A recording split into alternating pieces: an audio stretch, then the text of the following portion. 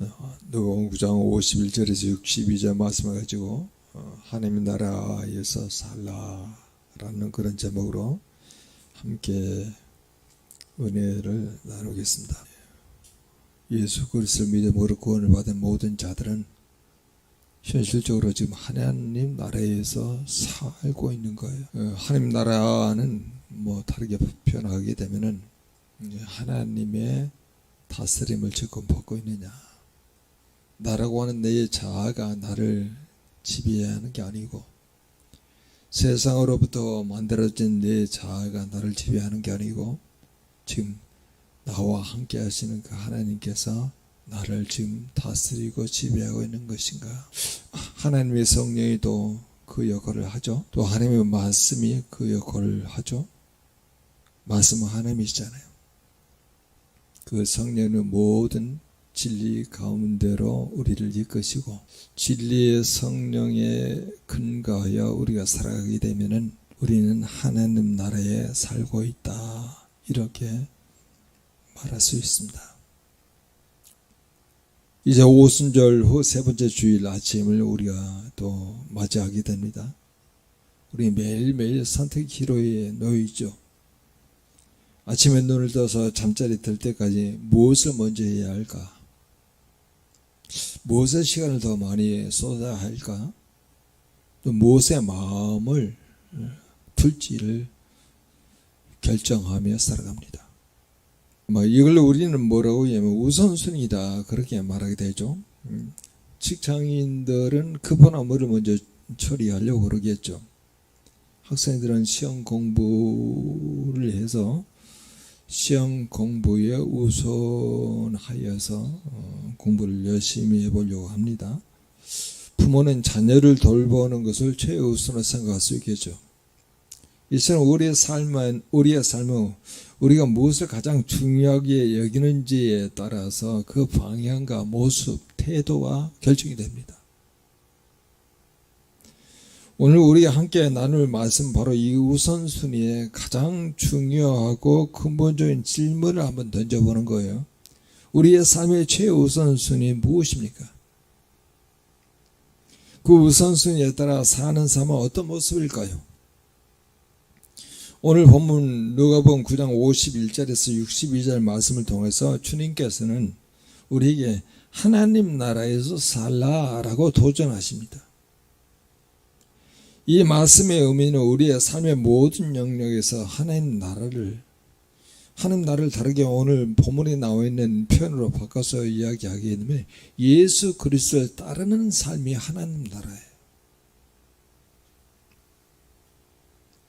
그래서 예수 그리스도를 따르는 것을 최우선으로 생각하라, 이 말이에요. 그렇게 하게 될 때 주님께서 우리를 통해서 위대한 일을 행하신다고 말씀하십니다. 그리고 우리의 삶 자체가 살아있는 하나님 나라를 증거하게 된다는 거예요. 오늘 말씀을 통해서 하나님 나라의 백성으로서 우리의 우선순위를 한번 점검하고 주님을 따르는 결단으로 나아가는 그런 은혜의 시간이 되기를 소망해 봅니다. 오늘 본문은 아주 중요한 시점에서 시작이 되죠. 먼저 여러분 51절을 같이 한번 읽어보겠습니다. 51절 같이 읽겠습니다. 예수께서 승천하실 기약이 차감해 예루살렘을 향하여 올라가기로 굳게 결심하고, 여기도 결심하죠. 여러분, 승천하실 기약은 굉장히 발전된 개념으로 지금 이야기하는데, 십자가에 죽으신 그리고 후활 그리고 승천이 있잖아요. 그러니까 십자가의 죽음을 향하여 지금 죽음이 차오르기 때문에 예루살렘을 향하여 가기로 굳게 결심한 거예요. 굳게 죽음을 굳게 결심하는 거예요. 우리 주님이 이 땅 가운데 오신 이유가 바로 무엇입니까? 십자가에 죽기 위해서 오셨잖아요. 자기 죄로 인해서 죽기 위해서 오신 게 아니고 모든 사람들의 죄를 자기의 몸에 짊어지고 십자가에 죽기 위해서 그 날이 차오매 예루살렘을 향하여서 가기로 결단한 거예요. 그분에게는 그게 우선순위잖아요. 예수님이 얼마나 비장하고 흔들림 없는 그 의지를 보여주고 있습니까? 죽음, 그냥 보통 죽음이 아니잖아요. 십자가에 달려 죽어서 오전 9시에 그리고 오후 3시에 오전 9시에 달리시고 오후 3시 돌아가시는 장장 6시간의 큰 고통 속에서 죽으시잖아요. 그 고통의 현장 가운데 자기의 몸이 십자가에 달려서, 그리고 그 몸의 무게 때문에 팔목과 그리고 발목에 대못이 박혀 있어서 그 무게로 인해 쭉 처지면서 옆구리에 창이 찔려서 물과 피를 쏟아지면서 우리 주님께서 다 이루었도다 하면서 돌아가셨어요.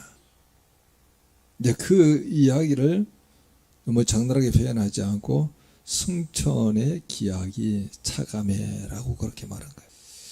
예수님의 최우선순위는 아버지 하나님의 뜻을 이루어서 인류를 구원하는 것, 바로 십자가를 지시는 것이 삶의 최우선순위예요.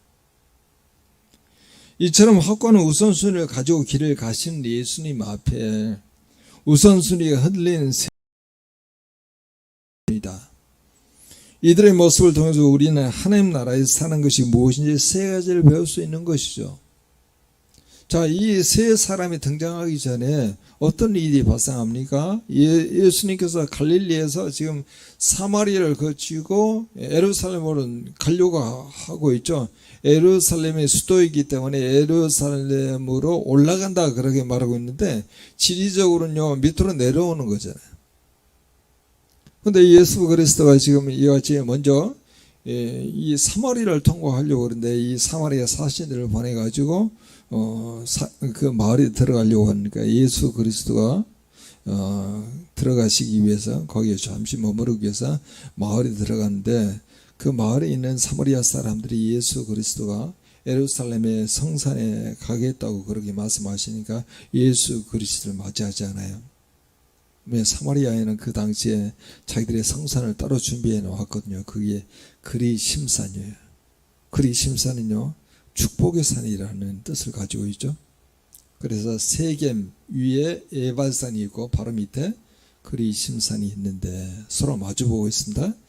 그래서 우리는 그리심산에서 하나님의 성산이라고 예배를 드리고 있는데, 예루살렘에 가려고 하는 예수 그리스도와 그와 함께한 제자들을 맞이하고 싶지 않은 거예요. 그래서 오늘 본문에 이 요한과 야고보가 등장해가지고 우리가 하늘에게 명령하여 불을 내려서 그들을 다 멸하러,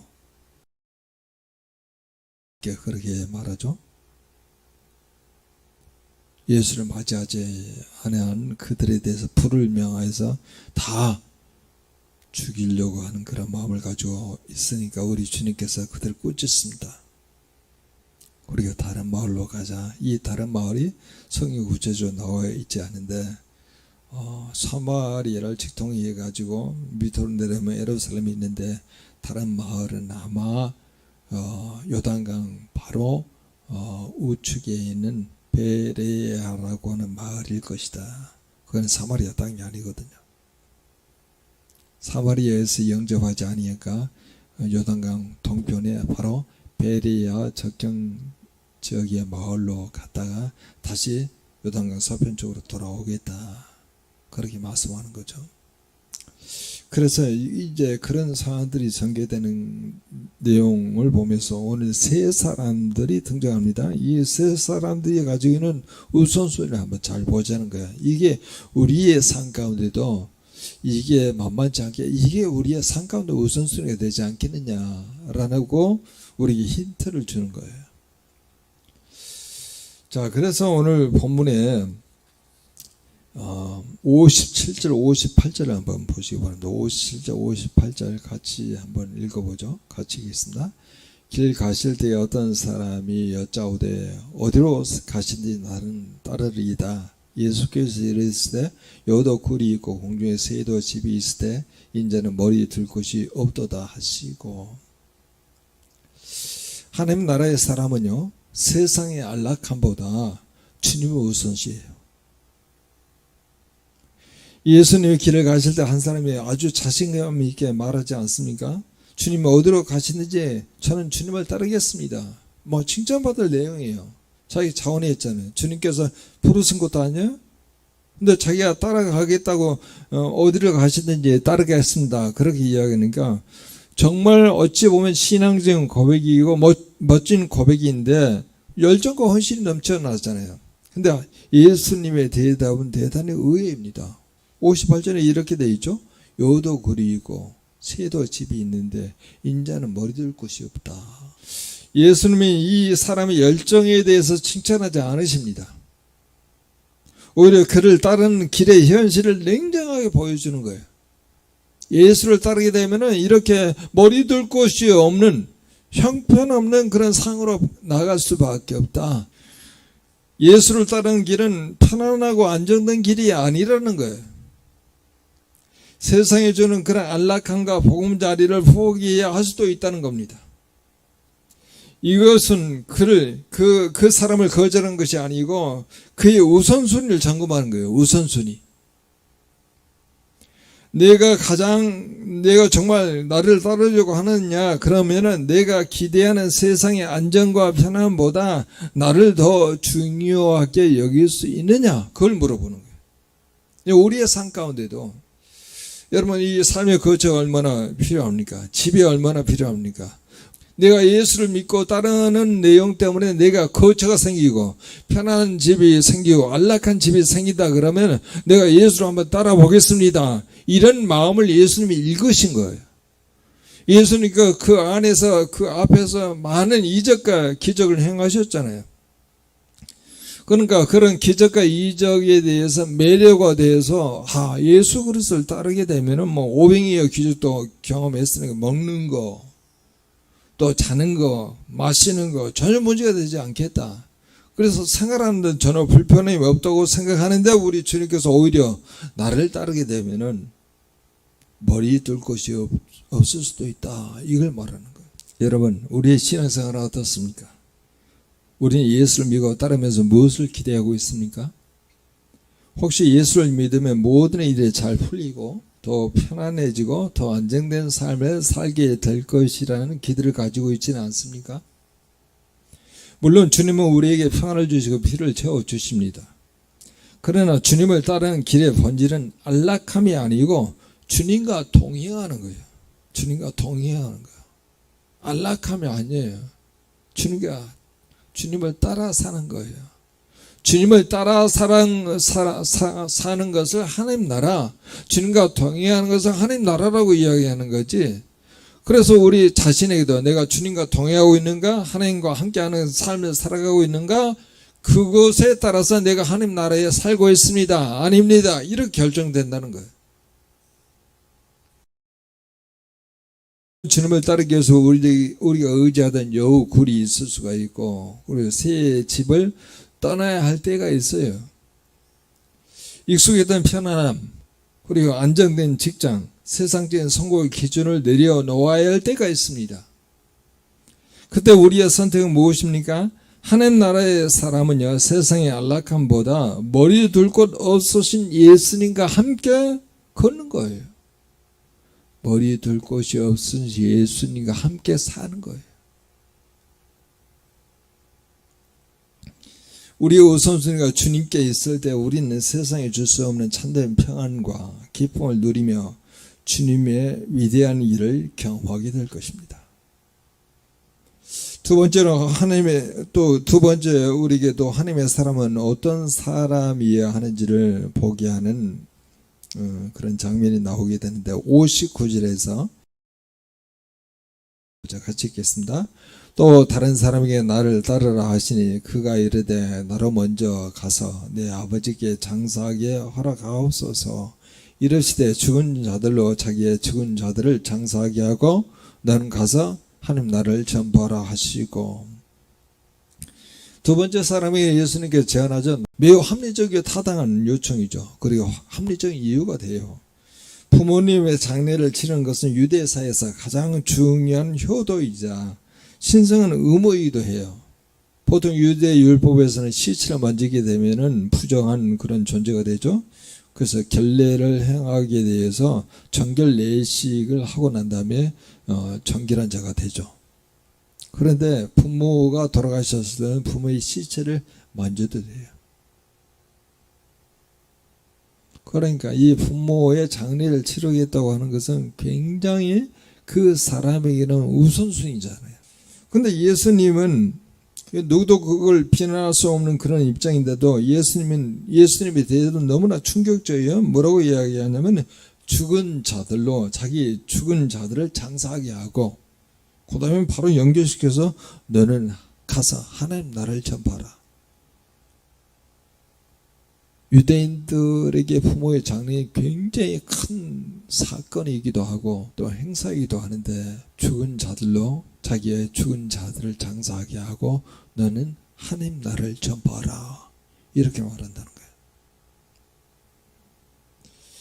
이 말씀은 부모를 공경하지 말라는 뜻이 아니잖아요. 예수님께서 말씀하시는 핵심은 긴급성이에요. 긴급성. 그리고 생명입니다. 하나님 나라의 복음을 전하는 일은 영적인 생명이 달려있는 일이기 때문에 죽은 자들로 자기가 죽은 자들을 장사하게 하고 너는 하나님 나라를 전파하라. 하나님 나라 복음을 전파해서 생명을 살리는 일을 먼저 긴급하게 생각하라. 이렇게 말하는 거예요.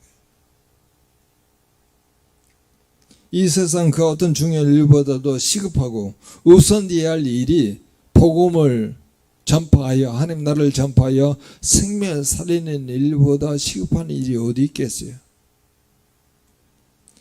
죽은 자들, 영적으로 죽어있는 세상 사람들에게 세상의 일을 맡겨놓고 너는 영원한 생명을 주는 하나님 나라를 전파하는 일에 즉시 순종하라는 강력한 부르심이에요. 우리는 수많은 주님 먼저 이것부터 하고요 라고 말할 수도 있어요. 그리고 주님 제가 자녀를 다 키워놓고 한번 그렇게 해보겠습니다. 또 말할 수도 있죠. 주님 은퇴하고 난 다음에 시간이 많아지면 그걸 해보겠습니다. 이렇게 말하기도 합니다. 그러나 주님은 오늘 우리에게 물으십니다. 그것이 예수 그리스도의 부르심보다 더 긴급하고 중요한가? 우리가 생각하는 우선순위가 생각하는 그 일이 예수 그리스도의 부르심보다 더 긴급한가? 그리고 중요한가? 하나님 나라의 사람은 합리적인 변명과 인간적인 의무 뒤에 숨지 않습니다. 주님의 부르심이 들려올 때 지금 즉시 순종하는 사람이죠. 그러니까 스케줄보다 주님의 부르심을 우선할 때 주님은 우리의 순종을 통해서 죽은 영혼을 살리시고 우리가 하나님 나라를 확장시키는 놀라운 일을 행하신다는 거예요. 자, 오늘 세 번째 해당하는 사람이 또 나타납니다. 61절, 62절 같이 한번 읽어보도록 하겠습니다. 61절 같이 읽겠습니다. 또 다른 사람이 이르되 주여 내가 주를 따르겠나이다마는 나는 먼저 내 가족을 작별하게 허락하소서.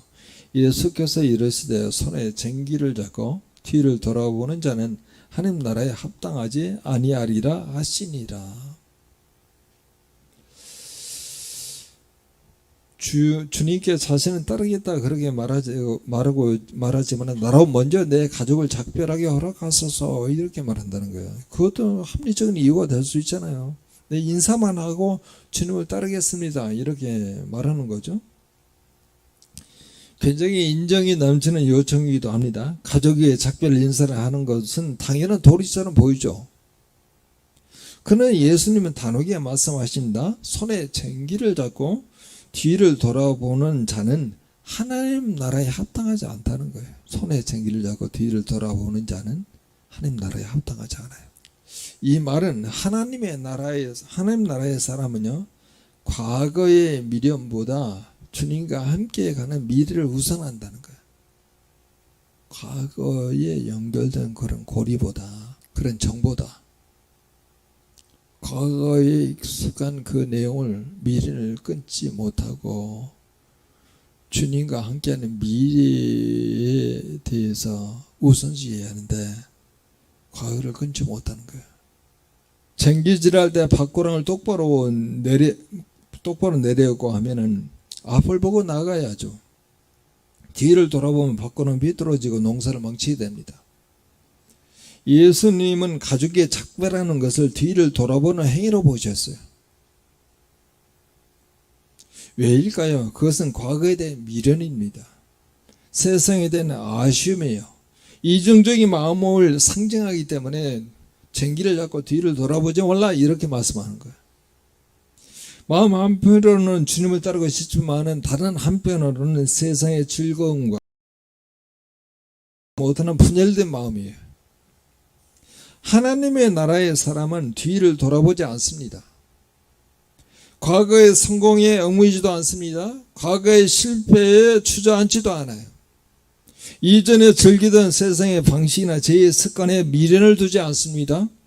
오직 우리를 부르신 부르심의 상을 위하여 앞을 향하여 달려갑니다. 그래서 사도 바울은 말씀하죠. 표대를 향하여 그리스도 예수 안에서 하나님이 위에서 부르신 부르심의 상을 위하여 달려가노라. 또 사도 바울은 말하죠. 나는 선한 싸움을 싸우고 나의 달려갈 길을 마치고 믿음을 지켰으니. 믿음, 거기 믿음이라고 하는 단어가 나와요. 그래서 우리에게 말씀하죠. 믿음의 신앙의 근육을 키우고 믿음의 근력을 키우라. 믿음으로 믿음에. 하나님과 관계 아니에요?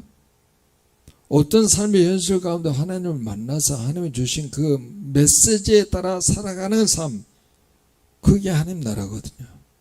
성도 여러분, 혹시 여러분의 마음을 붙잡고 뒤돌아보게 만드는 것이 무엇입니까? 과거의 상처입니까? 끊지 못한 저의 습관입니까? 세상이 주는 쾌락에 대한 미련입니까? 주님은 오늘 그 모든 것을 끊어내고 오직 주님만 바라보며 앞으로 나아가라고 말씀하셔요. 우리 시선이 주님께 고정될 때 주님은 우리의 삶이라고 하는 밭에 의의 열매를 맺히게 하고 또 성령의 열매를 풍성하게 맺게 하시고 또 우리의 삶을 통해서 하나님의 나라를 똑바로 나가실 것입니다. 오늘 우리는 예수님의 굳은 결심과 대조되는 세 사람의 모습을 봐요. 예수는 죽음으로 지금 들어가고 있잖아요. 한 사람은 안락함 때문에, 다른 사람은 의무라고 하는 변명 때문에, 마지막 사람은 과거에 대한 미련 때문에 주님을 온전히 따르지 못하고 있습니다.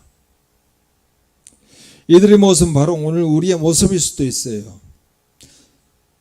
설교의 요지는 바로 이것입니다. 우리의 모든 상황 속에서 우선순위를 하나님의 나라이신 예수 그리스도를 따르는 것, 거기 우선순위를 둬야 해요.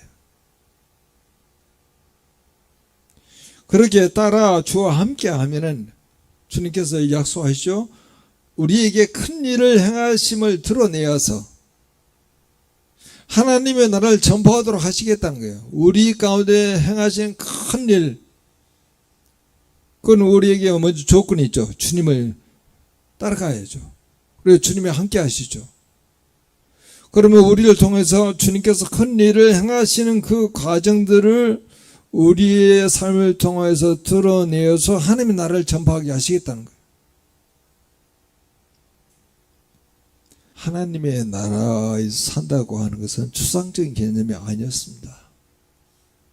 오늘 나의 삶의 현장에서 세상의 안락함보다 주님과의 동행을, 나의 계획보다 주님의 부르심을, 과거의 미련보다는 주님과 함께할 미래를 선택하는 구체적인 결단이 하나님의 나라예요. 그 결단은 때로 우리에게 손해처럼 보이기도 하고 고난처럼 느껴질 수도 있어요. 머리에 둘 곳 없는 산처럼 보일 수도 있어요. 그러나 기억하십시오. 우리의 최우선 순위이신 예수님은 우리를 위해 십자가에서 모든 걸 내어주셨잖아요. 그 길 끝에는 부활의 영광이 있었고 영원한 생명이 보장되어 있잖아요. 우리가 주님을 최우선으로 삼고 그 길을 따를 때 주님은 우리의 삶을 통해서 당신의 위대한 일을 반드시 이루실 거예요. 우리의 작은 순종을 통해서 가정이 변화되고, 우리의 헌신을 통해서 교회가 세워지고, 우리의 삶을 통해서 세상이 하나님 나라를 보게 될 거라는 거예요. 사랑하는 성도 여러분, 이번 한 주간에 우리의 삶의 우선순위를 어디에 두시겠습니까? 손에 생기를 잡고 뒤를 돌아보시겠습니까? 아니면 앞서가시는 주님만 바라보며 힘차게 밭을 갈아가시겠습니까? 주님께서 우리에게 힘과 용기를 주셔서 세상의 모든 것보다 주님을 더 사랑하고 주님을 따르는 것을 삶의 최우선순위로 삼는 결단에 있기를 원하십니다. 그래야 우리의 삶을 통해서 위대한 일을 행하시는 주님을 찬양하며 살아있는 하나님 나라를 온 세상에 전파하는 저와 여러분 되기를 주님의 이름으로 축원합니다. 우리가 다시 한번 아까 말씀의 요지를 가져와서 우리의 삶 가운데 적용될 수 있도록 통성으로 기도합니다. 모든 상황 속에서 우선순위를 하나님의 나라의 진 예수 그리스도를 따라 주와 함께 하면은 주님의 내게 큰 일을 행하심을 드러내어서 하나님 나라를 전파할 수 있는 기회를 우리가 갖게 된다는 것이죠. 그래서 언제든지 우리가 하나님의 나라이신 예수를 따라 주와 함께하는 그런 삶을 살아갈 수 있는 우리가 되게 해달라고 다 같이 통성으로 기도합니다.